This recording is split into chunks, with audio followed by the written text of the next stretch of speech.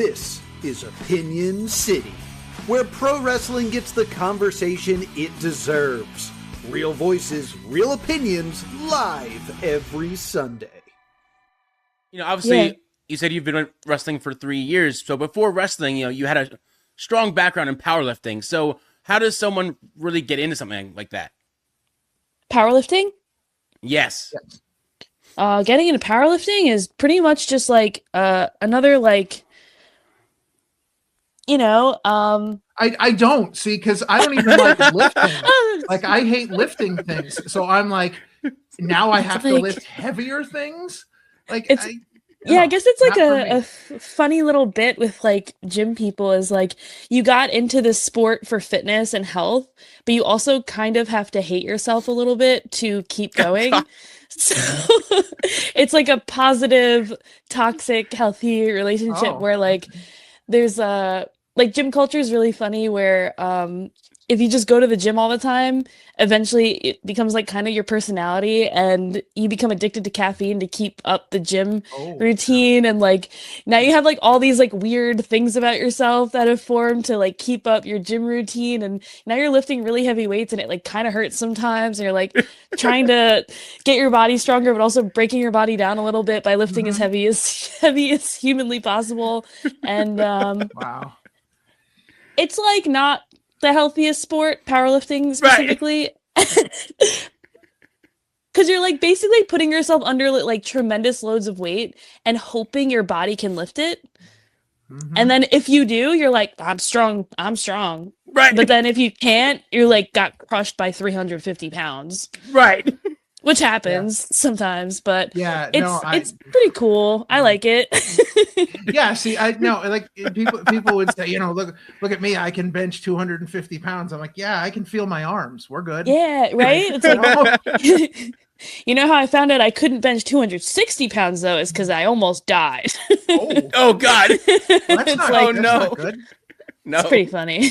I don't know about that, but that's I've literally almost died in the gym like 100 times. It's crazy. Jesus. It's like a funny little bit I have with myself. Almost dying at the gym. Listen, I don't know. The only gym I've ever been to is Planet Fitness, and you go in there and you do like 7 minutes on the treadmill, and they treat you like a superstar. So I don't understand any of this other stuff, but it did teach you a lot about kind of discipline and pushing your limits. I'm sure that had a lot to do with the powerlifting.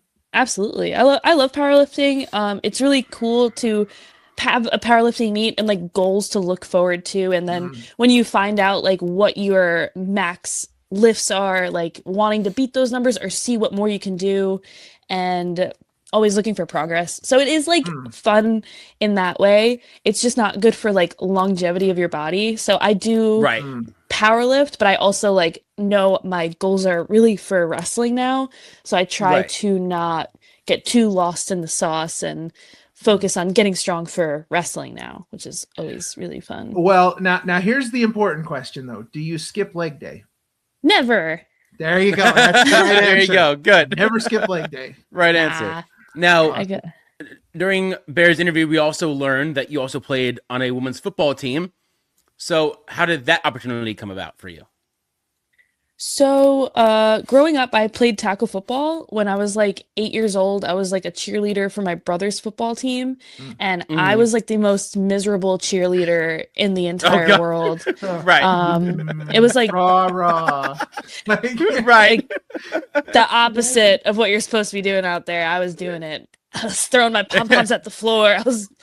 I wasn't beating anyone up, but I was like staring at the field. Yeah. I was like, I want to be on the football field. I want to be hitting people. And that was me at 8 years old. So they let me play football. And I was the only girl on my football team for like 6 years. And then I got really good at it because my brother was the biggest guy on the team. And I was like the smallest always.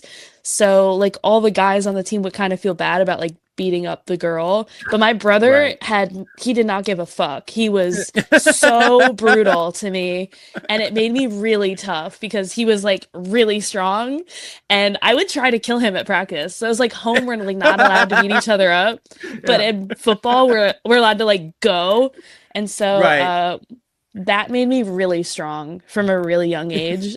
That it kind of set the tone for the rest of my life, honestly, because when I went to middle school and I tried out for the team, I made it, but it was like really my first time like dealing with like sexism ever. I never really dealt with that yet in life. I didn't know it was a thing till like grown men were acting like it's weird that a girl is trying to play a boy sport. And I was like, I thought this was just a sport, and I was the only girl that wanted to play it. Yeah.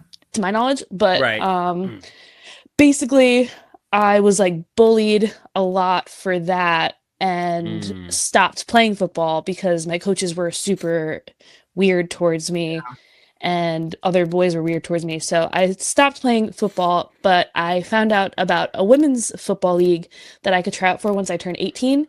So after like 5 years, I was training in the gym. I got into powerlifting, and that helped me prepare for the women's tackle football league when I turned 18. And that became like my obsession, my personality, my entire life. And I would travel all over the country to play football. I was a 6-time All-American linebacker. I tried out for Team USA. I was trying to become an Olympic gold medalist really badly. I got really close, but I did not make the team, unfortunately. But I tried out twice, and I took it as far as I could go. So when that's jeez. Yeah, it's pretty nuts. That's pretty far. That's like more than a lot of people would, trying out for Team USA, and like that's crazy. Yeah, I mean the alternate roster in 2017, and then I tried out again in 2021, 22. Oh, wow. And it would have been 2020, but COVID messed up everything with the Olympics that year and stuff. So it got pushed back, and all good. Everything worked out how it was supposed to. Yeah. Right. So between football and powerlifting, which one would you say maybe prepared you more for pro wrestling? I can't say more, because the gym definitely helps you. Like every pro wrestler needs to go to the gym. And the more weights you can lift, the better, because you're going to be strong and it helps you in wrestling. But for me personally, football made me who I am, made me really like stubborn, made me really aggressive. It's like the only like combat I've had. So like there's a lot of, I would say, gym people that try wrestling, and once it gets physical, they don't like it. But I've always known that I love the physicality aspect of any sport. So I would say I can't really choose, because for me, they're like both like such a huge part of me. Yeah, absolutely. Now, unlike a lot of wrestlers, you weren't necessarily a lifelong wrestling fan. So how did wrestling first enter your life? I was a personal trainer in a gym, but I trained a few wrestlers on Long Island. So I went to a Creative Pro Wrestling show on Long Island in 2019, and I watched my first indie show. I didn't even know indie wrestling was a thing. So I saw some of my friends wrestle for the first time. I saw some childhood friends that I didn't know became wrestlers wrestle.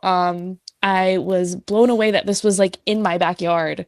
Like, so cool. And I was obsessed from the moment I saw it. I was at every show for years, and I learned there were other wrestling promotions. So I started like going to other wrestling shows, NYWC on Long Island, Victory Pro Wrestling, and Cap mostly. And then once I started going to all these shows, it was like kind of like going to 4 shows a month at that point. I was thinking about becoming a wrestler, but I was still doing football, and that's the only reason I didn't start sooner, really. But yeah, that's how I got into wrestling. Very boots on the ground kind of thing. So you having all these Create a Pro and Victory and all these local things around you, what kind of stood out to you about the indie wrestling shows that really kind of drew you in? I did not know that women could wrestle men. So when I saw when I saw Chris Statlander wrestle Aaron Rourke, I'd never seen an intergender wrestling match, but I was like so excited about it, and people were losing their minds watching her beat this man up and throw him around. And she was just so strong, and I like can still visualize her like power bombing him. Like, it's so funny to be a wrestler and how like we just kind of move on from every match, but to have like those memories still in your head of like something that happened years ago, it just like it sticks with you and it stands out to you. And I'm like, I wonder if if one of my match moments is that for someone else yet or ever. It makes you think. But yeah, that's kind of what it's like. Really cool what people can do. Yeah. Yeah. Now, was there maybe a specific moment where watching wrestling turned into wanting to actually step in the ring yourself? I just thought it would be something I could be good at. I don't know. I tried to not overthink it, honestly, because when I first thought about it or even considered it for myself, I knew it was like really hard. I would watch my friends like get super beat up from it, almost die like all the time, like get injured, things like that. I was like, I'm not like jealous of them at all. Like, that's a really tough life to pursue. But once I decided I was going to stop football, I was like, might as well try. Right. So I tried. So, yeah, I mean, that's sure. You think you could, I completely understand that.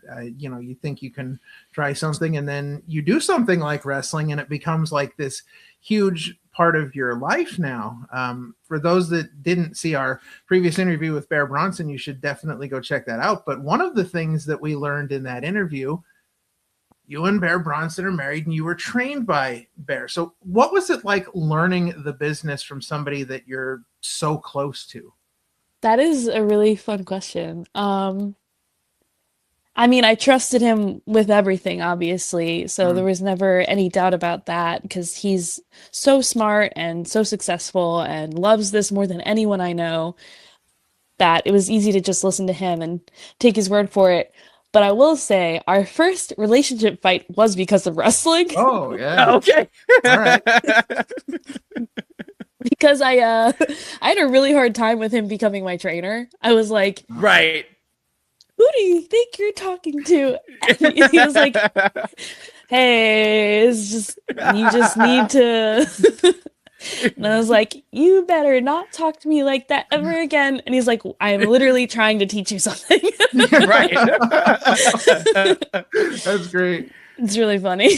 Now it's funny, but at the time I was like standing outside Creative Pro, like in the parking lot, like this. Right. He's like, you can't be mad at me because I gave you feedback on your thing. Yeah. I was like, That's Opinion City. New episodes live every Sunday on YouTube. And to our Patreon members, thank you for supporting independent wrestling media. We'll see you next time.